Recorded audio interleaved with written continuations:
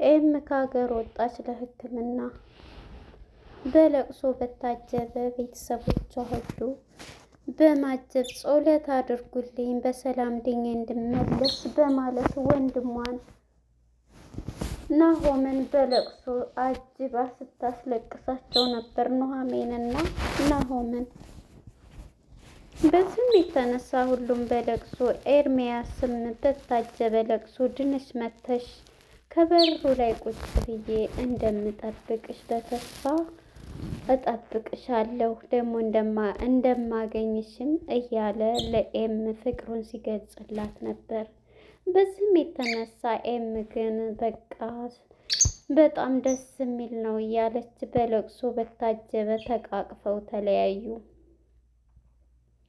ወይዘሮ ፈንቱም ያሰበችውን በቃ ሁሉንም ነገር ማድረግ አለብኝ በማለት ሁሉንም ለመስጠት ወስና ተሳፍራ በለቅሶ ሁሉንም ሰላም ስትል በታጀበ ለቅሶ ልጇንም አይን አይኑን እያየች በለቅሶ ተሸፍና ወጥታ ሄደች። አቶ ልበለው ወንዳጥርና ጨቅሌ አዲስ አበባ ገቡ።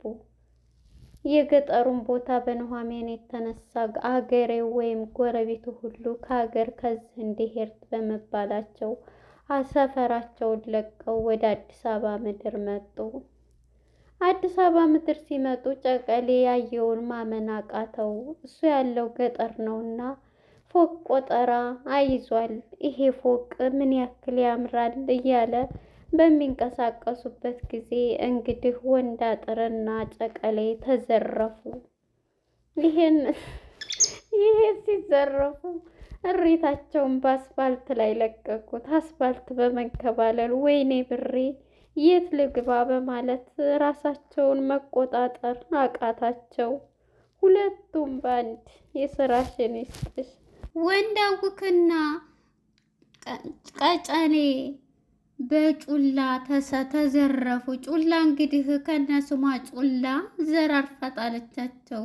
ስልክ ነሽ ብር ነሽ የያዙትን ገና ስታያቸው እግሬ ተሰበረ ወለማ ላይ በማለት ከኪሳቸው ላፍ አደረገቻቸው።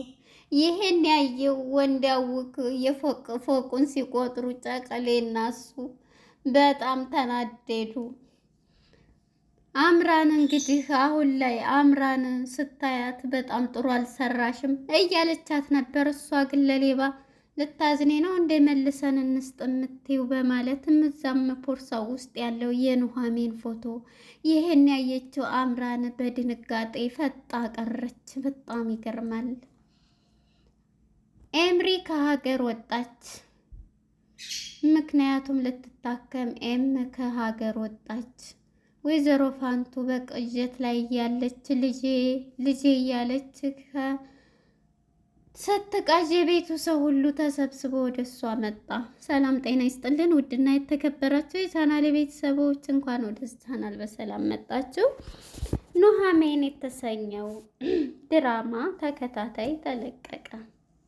እንግዲህ በባለፈው ክፍል ላይ ስናይ ወይዘሮ ፋንቱ መጀመሪያ ላይ ወይዘሮ ፈንቱ እንግዲህ በቅዠት ላይ ሄዳ ልትሄድ ስለሆነ በቅዠት ላይ ሆና አሁን ላይ በጣም በቅዠት ላይ ትገኛለች። ምክንያቱም ልንሄድ ነው በቃ በማለት ሀሳብ ላይ ትገኛለች ማለት ነው። ምግቡ ሁሉ የወጭ እንግዲህ ቡፌ ተሰርቶ እየበሉ ነበረ።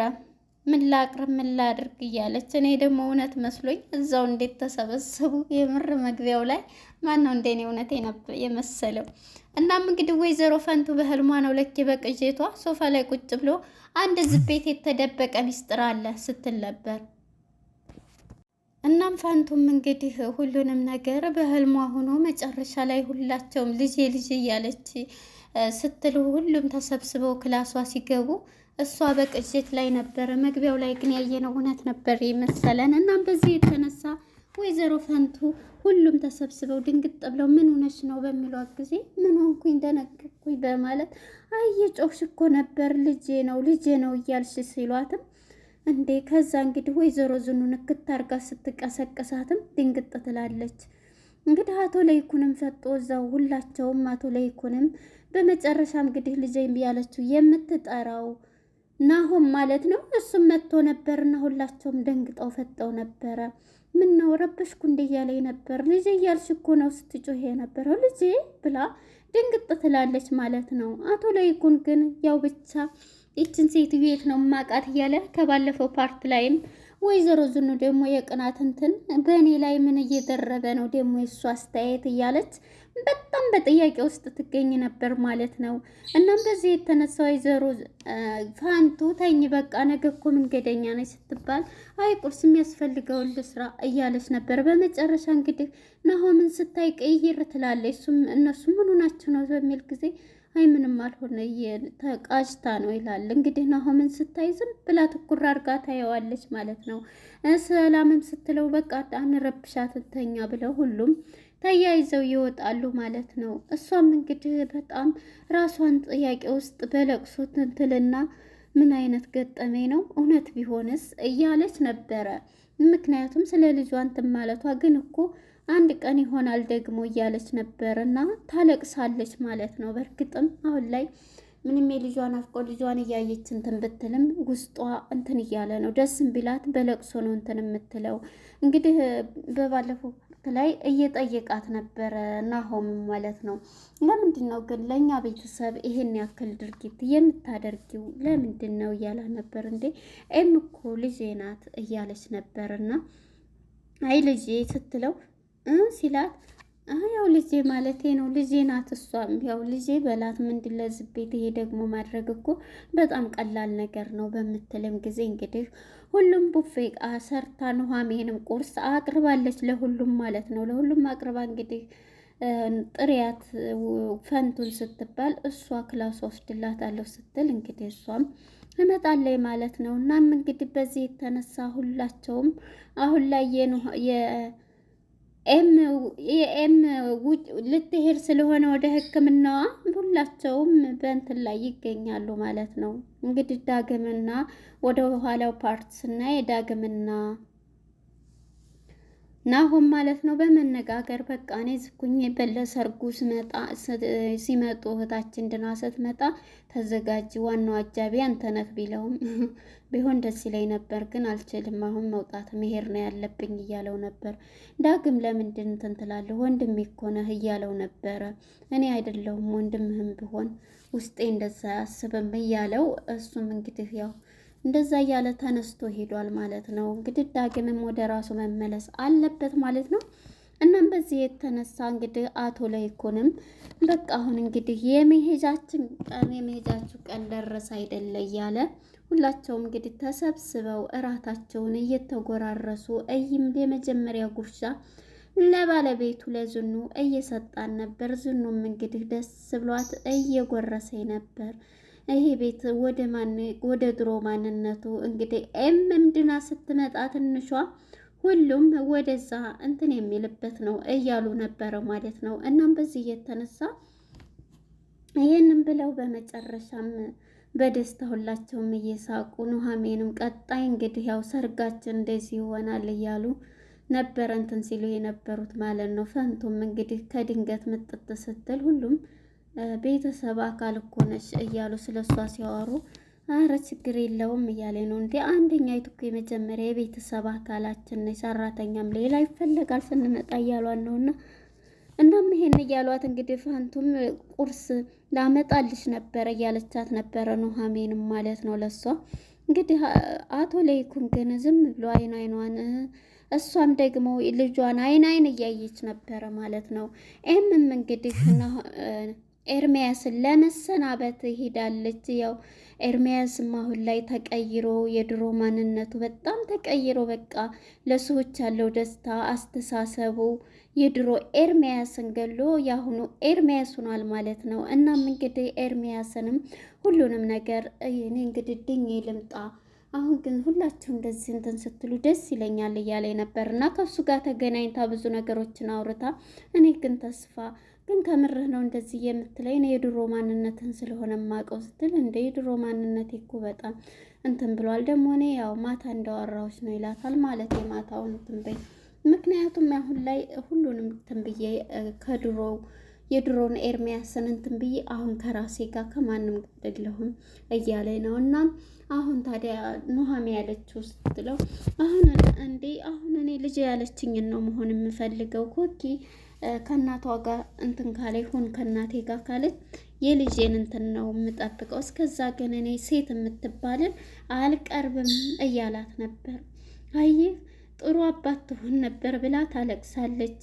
ልጄ ቢወለድና ጥሩ እንትን በሆን ኑሮ ልጅ ተወልዶ በነበር ጥሩ አባት እንደዚህ ትሆንላት ነበር ስትለው፣ እንዴ ምን ሆነሽ ነው እንደዚህ የምትይው? አሁን መጀመሪያ ጤንነትሽ ነው የሚቀርበው ሲላትም ነበርና አዎ እሱ ግን ቢሆንም ግን እኔ የወደፊት ህይወቴን ሳስበው በጣም እያሰብኩ ነው። እንዴ ዶክተር እኮ ምንም ነገር በአካልሽ ምንም ነገር የሚያመጣው ነገር የለም ብሎሻል እያላት በቃ ጸልዩልኝ ብላ እንግዲህ እሷም ቻው ብላ ተሰነባብታ ትሄዳለች። እንግዲህ ተያይዘው ሲወጡም እንግዲህ ደውለው ሲጠሯት ሁላቸውም ለብሰው ተያይዘው እየወጡ ነበር። ወደ ቀጭኔና ወደ ወንዳ ጥርጋ ስንሄድ እንግዲህ እነሱ ወይ በባለፈው ፓርት ላይ እቴቴ ወይም እናነየ ኑሃሜን አያት ወደ አዲስ አበባ መጥተዋል ወንዳውክና ቀጭሌ ብላ ስትነግረው ነበር። እንግዲህ ሁለቱም እንዲው ወደ ምን ልንገባ ነው? ማንስ እንዲው የምታውቀው ዘመድ የለህም?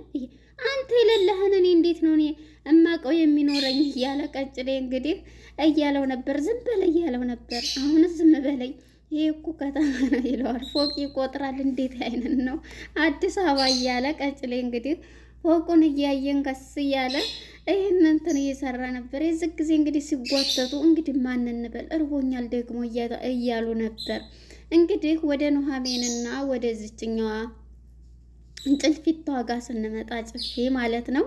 እንግዲህ ወደ እሷ ስንመጣ እሷ እንግዲህ በርቀት ስታያቸው ሲጓተቱ እነዚህ ደግሞ የገጠር እንትን እያለች ነበር። እኒህማ ይበላሉ እያለች ኑሃሜንም እባክሽ ተይ እያለቻት ነበር። በአንድ ነበሩ ከኑሃሜን ጋር ዛሬ ነው ያርከውና ዛሬ እኔም እንደዚህ ወደኩ እያለኝ ነበርና የዚህ ጊዜ እንደዚህ አይነት ነገር ያንቺ ጓደኛ ሆኜ እንደዚህ ምን እያለቻት ነበር። እንግዲህ የሌብነት ስራዋን ቀጥላለች። ኑሃሜን ግን ያው እንደዚህ እንትን ልትል አልቻለችም። ከዚህም የተነሳ እንግዲህ ታያለች ብላ ከፊት ለፊታቸው ሂዳው ድቅ ትላለች። እንዴ ቀጭሌ እንግዲህ የኔ እናት የገጠር ሰውን ያፈርል ብላለች። መጀመሪያ እንዲህ በሚል ጊዜ እንግዲህ የኔ መጀመሪያውንም እንግዲህ ታንጉቴን እናገኛት ይሆን እያለ አሁንም በሷ የተነሳ ተሰደን ስለሷ ነው የምታስበው እያለው ነበር።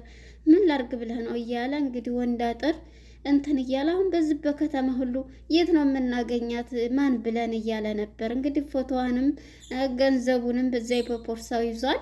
እንግዲህ ሌባዋ ጭልፊቷ ማለት ነው እንከስ ብላ ከነሱ ፊት ውድቅ ስትል ቀጭሌ እንዲህን አረ ተሰበርኩኝ ብላ እግሯ እንዲህ ስትል ያሽላታል ማለት ነው። በሚያሽላት ጊዜ እንግዲህ አልተሻለኝም ትልና ወደ ወንዳ ጥርጋ እሷ ይቀራታል። ይንትናን ተወስድና የቀጭሌ ከዛው እንዳወቅ ደግሞ ሲያሻት ካሻት በኋላ ይዛ ተሻለኝ በቃ ተው አመሰግናለሁ ብላ እሱንም ቦርሳውንም ብሩ ለሽሽ ብሎ አሻሽታ ወሰደች እኮ ወሰደችኝ። እኔ እዚህ ከፈርት ላይ ምንም አልቻልኩም ማለት ነው። እናም እንግዲህ ቀጭሌ ማለት ማን ነው ወንዳውቅ ወይኔ ብሬ ወይኔ እያለ መጀመሪያ ቀጭሌ ነበር ያለው። ይሄኛው ኪሱን ሲያይ ባዶ የኔም የለ